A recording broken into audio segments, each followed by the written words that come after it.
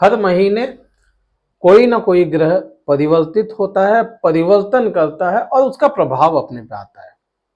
मेष राशि की बात करेंगे। मेष राशि पे दिसंबर का महीना क्या लेकर के आ रहा है, यह जो भी परिवर्तन हो रहे हैं ग्रह आपके झोली में क्या डालेंगे, क्या चिंताएं बढ़ सकती है और क्या आपको सुविधाएं मिलेगी।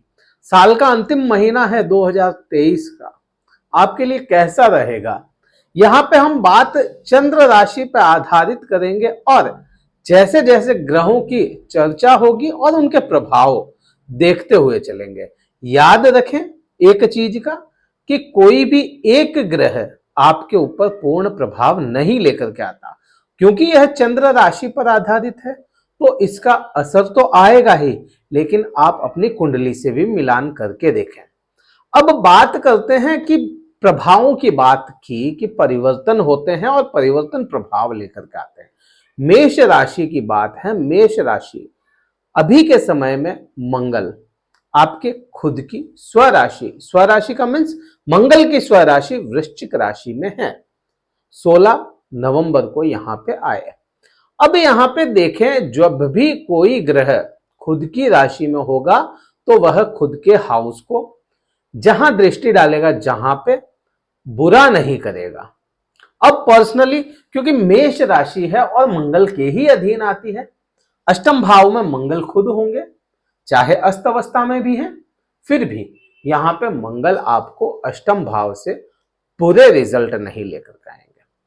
बात मंगल की ही चल रही है तो यहां पे मंगल की ही चर्चा करते हुए हम चले हैं, क्योंकि अष्टम भाव को देखा गया है बिल्कुल छुपी हुई दुनिया से, वो दुनिया जो आप किसी के सामने नहीं लाना चाहते, वो दुनिया जो केवल आप ही जानते हैं अपनी, वह स्वभाव जो केवल आप जानते हैं अपना स्वभाव, कोई दूसरा नहीं जानता। हर इंसान के दो स्वभाव होते हैं, एक दुनियादारी के लिए और एक खुद के लिए। तो यहां पे अष्टम भाव में मंगल खुद बैठे हैं तो आपका खुद का जो स्वभाव है उसमें बढ़ोतरी कर देगा, चाहे अच्छा या बुरा। आप खुद के लिए जैसा जीते हैं, अच्छा या बुरा, दुनिया की नजर में हो सकता है वो बुरा हो, लेकिन आपकी नजर में वो चीज अच्छी है तो वह उसमें बढ़ोतरी हो जाएगी। आपके मंगल पूर्ण प्रभाव आप पे लेकर के आएंगे। अब क्योंकि मंगल को ताकत का ग्रह भी माना गया, मंगल को आप कहते हैं अग्नि का कारक भी माना गया, फायर है मंगल, वो फायर है जो आपकी पूरी जीवन को चलाने की हिम्मत रखते हैं। अष्टम भावों में बैठे हैं तो छुपी हुई दुनिया आपकी उजागर होने के योग बन जाते हैं। वह ज्ञान जो आपने इतने समय तक छुपा के रखा, या वह ज्ञान जो आप केवल जानते थे, आप खुद जानते थे, आपके साथी लोग नहीं जानते थे, वह आपके साथियों के सामने आ जाएगा, आपके परिवार के सामने आ जाएगा कि हाँ ये बंदा ये भी ज्ञान रखता है, हमें तो पता ही नहीं था। ये चीजें सामने आती हुई दिखती है, क्योंकि अष्टम भाव को ही ससुराल पक्ष से भी जोड़ के देखा जाता है, अष्टम भाव को ही धर्म से भी जोड़ा जाता है कई हद तक। अष्टम भाव को दिमाग का वो हिस्सा जो हमेशा, इसको कहते हैं सबकॉन्शियस माइंड, से भी जोड़ के देखा जाता है। सबकॉन्शियस माइंड एक्टिवेट हो जाए इस समय में, इस समय में क्योंकि ये 16 नवंबर से ही शुरू हुआ और 28 दिसंबर तक रहेगा, 28 दिसंबर तक रहेगा। तो यहाँ पे सबकॉन्शियस माइंड, सिक्स सेंस आपका बढ़ोतरी की ओर रहेगा। जो आपने सिक्स सेंस लगाया कि ये चीज ऐसी हो जाएगी तो वो वैसी निकले, यहाँ पे ये चीज हो जाती है। अब बात यहाँ पे मंगल की हुई और मंगल की दृष्टियों की बात अगर करते हैं तो चौथी दृष्टि मंगल की शनि पे आती है। जहां शनिदेव बैठे हैं, जहां लाभ भाव है। अब क्योंकि शनिदेव पे मंगल की दृष्टि आई और मंगल, शनिदेव की 10वीं दृष्टि मंगल पे आई है, 10वीं दृष्टि अगर काउंट करेंगे तो मंगल पे आती है, तो यहां पर भी आपको एक दूसरे के सपोर्ट देखता हुआ मिलेगा। लेकिन यहां पे एक चीज का होगा, द्वंद्व में फंस जाएं, अग्नि में फंस जाएं, कुछ ऐसे योग, कुछ ऐसी बातें आपके सामने आ जाएं जिसको करे तो भी मरे और नहीं करे तो भी मरे, वो स्थिति आपके सामने आ जाए। वह ऐसी स्थिति आपके सामने आ जाए जिसमें आप कुछ काम करना चाहते हैं, करेंगे तो भी आपको नुकसान हो सकता है, हो सकता है फायदा हो, लेकिन नुकसान सामने दिखता हुआ है। नहीं करेंगे तो भी आपको नुकसान सामने दिखता हुआ ही नजर आ जाए, तो यह चीज यहाँ पे समझ में आती है। मंगल की दृष्टि क्योंकि अष्टम भाव से सातवीं आपके सीधे द्वितीय भाव पे जाती है, तो वाणी पे जरूर यहाँ पे इफेक्ट लेकर के आएगा।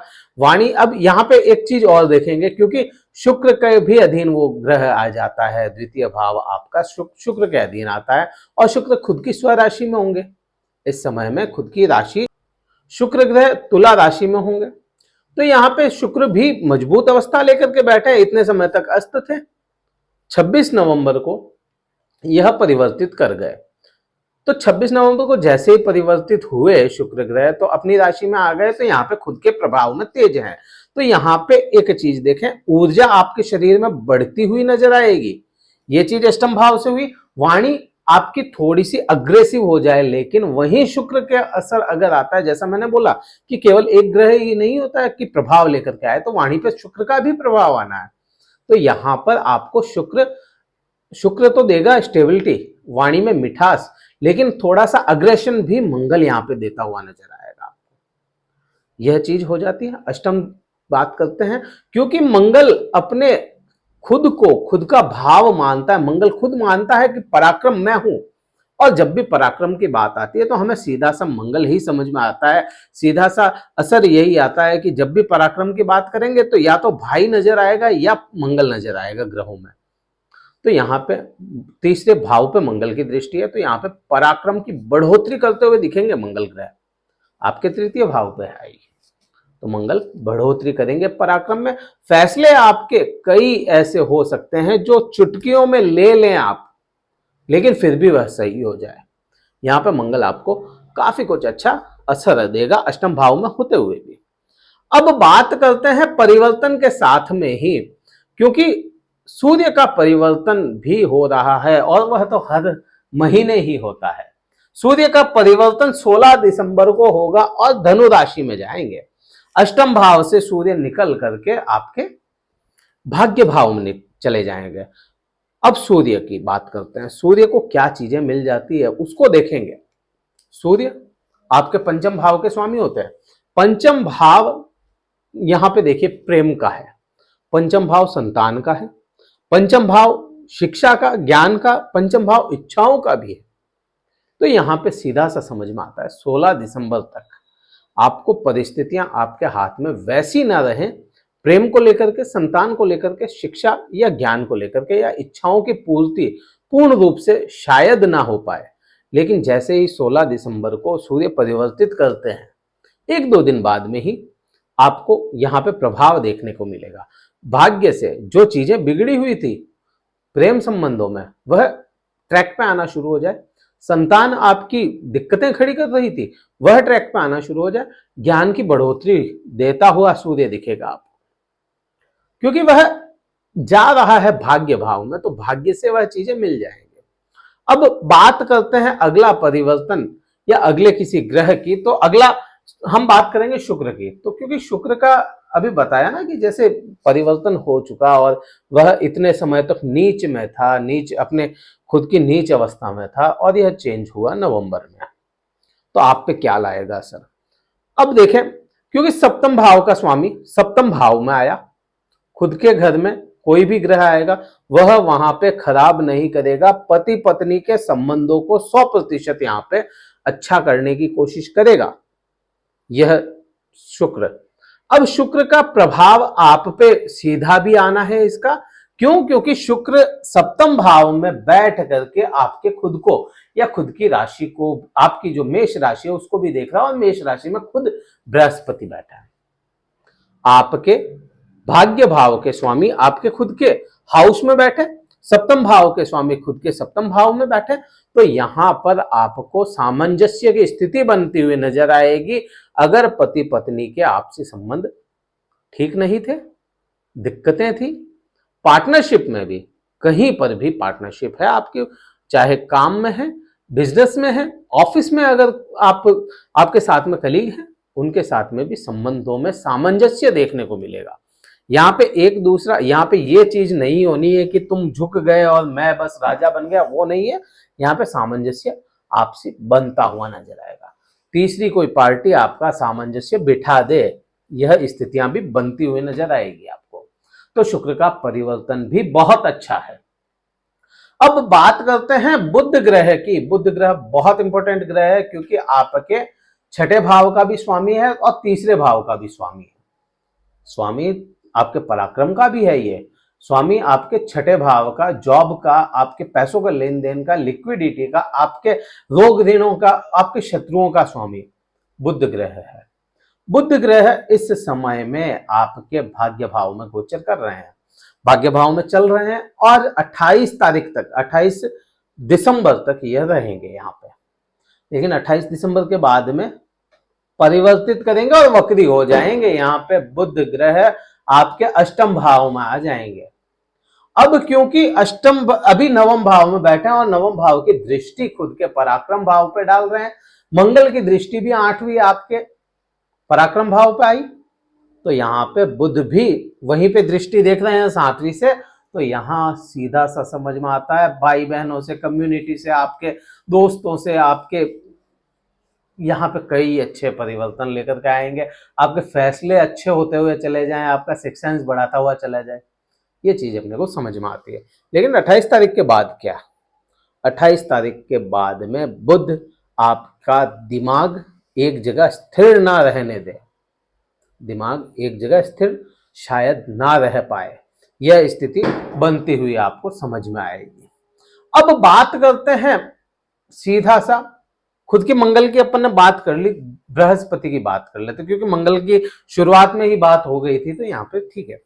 बृहस्पति की बात करते हैं। बृहस्पति ग्रह आपके खुद के राशि में बैठे हैं। बृहस्पति यहाँ पे ज्ञान देंगे 100%, ये चीज समझ में आती है। बृहस्पति गुरु चांडाल दोष से निकल गए, राहु ने चेंज कर लिया। बृहस्पति स्वच्छंद हैं, अकेले हैं, कुछ भी करने की उनको छूट है पूर्ण रूप से। अच्छा अगर आपकी कुंडली में है तो अच्छा, बुरा आपकी कुंडली में है तो बुरा, दोनों ही चीजें आपको देखने को मिल सकती है। बृहस्पति की 5वीं दृष्टि आपके पंचम भाव पे आती है, क्योंकि जैसा बोला कि एक ग्रह असर नहीं लाता, सभी ग्रहों का मिला जुला असर आता है। तो बृहस्पति भी आपके प्रेम संबंधों में बढ़ोतरी करवाते हुए नजर आएंगे। बृहस्पति को प्रेम संबंधों का भी देवता कहा गया है, बृहस्पति को ही आपके कह सकते हैं बढ़ोतरी का देवता कहा गया।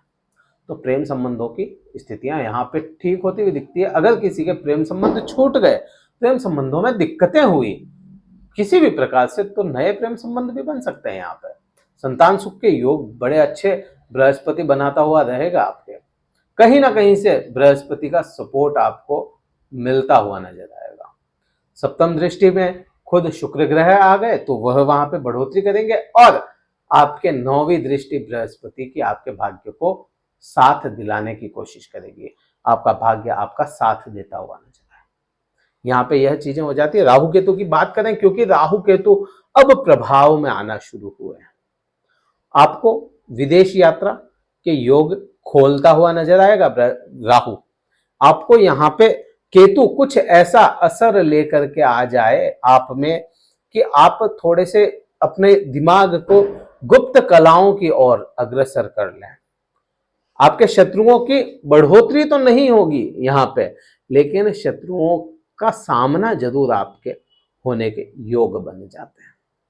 तो यह 9 ग्रहों की बात हो गई। शनि की भी हमने यहाँ पे थोड़ी सी चर्चा की थी, और थोड़ी अगर करें शनि की चर्चा, तो क्योंकि आपके खुद के लाभ भाव में है, और लाभ भाव से तीसरी दृष्टि आपके खुद के लग्न या राशि को देखते हैं। तो राशि को देखना शनि देव का बहुत अच्छा नहीं है। यहाँ पे आपको हड्डियों में वीकनेस, बॉडी में वीकनेस या आलस्य आप में बढ़ने का योग बनता है। अब यहाँ पे देखिए, अग्रेशन मंगल दे रहा था आप में, अग्रेशन भी दे रहा था मंगल, आपको थोड़ा सा ऐसा बना रहा था कि एक्टिव बना रहा था, लेकिन वहीं शनि का असर भी वही आ गया कि शनि थोड़ा सा वीक करने की कोशिश करे, तो मिला जुला सा असर आता है। तो यह हमारी तरफ से आपको ग्रहों की व्याख्या थी। क्या उपाय करने से आपके लिए अच्छा हो सकता है, उसकी अगर बात करें तो उपाय के मामले में सीधा सा समझ यही बनेगी, महादेव की आराधना आपके लिए अति उत्तम रहेगा। भगवान शिव की आराधना करें और गुलाब की पत्तियां जो होती है, गुलाब के फूल और फूल की जो पत्तियां टूटती है, गुलाब पुष्प की आप अभिषेक करें। गुलाब के पुष्प ले लीजिए, उनकी पत्तियां तोड़ के उनका अभिषेक करें भगवान शिव को। यह आपके लिए बहुत अच्छा उपाय रहेगा, सुखों की बढ़ोतरी कराता हुआ नजर आएगा और किसी भी प्रकार की आपकी दिक्कतें हैं उनको शांत करेगा। आप यहाँ पे मंगल के लिए हनुमान चालीसा का पाठ अगर करते हैं तो केवल हनुमान चालीसा का पाठ ही करें और जल का आप एक लोटा भर के, जल का कोई भी पात्र तांबे का हो तो विशेष आप अपने सामने रखें और हनुमान चालीसा करने के बाद में उस पानी को ग्रहण करें। आपको यहाँ पे मंगल का अच्छा पावर देखने को मिलेगा। कुंडली विश्लेषण हमसे करवाना चाहते हैं पर्सनल, जिसमें मैं खुद आपसे बात करता हूं, तो केवल नंबर व्हाट्सएप के डिस्क्रिप्शन में है वीडियो के, और कहीं नंबर नहीं है। आप केवल व्हाट्सएप मैसेज करें, शुल्क पता करें, स्लॉट बुक करवा सकते हैं, बात करेंगे। इस वीडियो में तो इतना ही था। जय हिंद, वंदे मातरम, भारत माता की जय।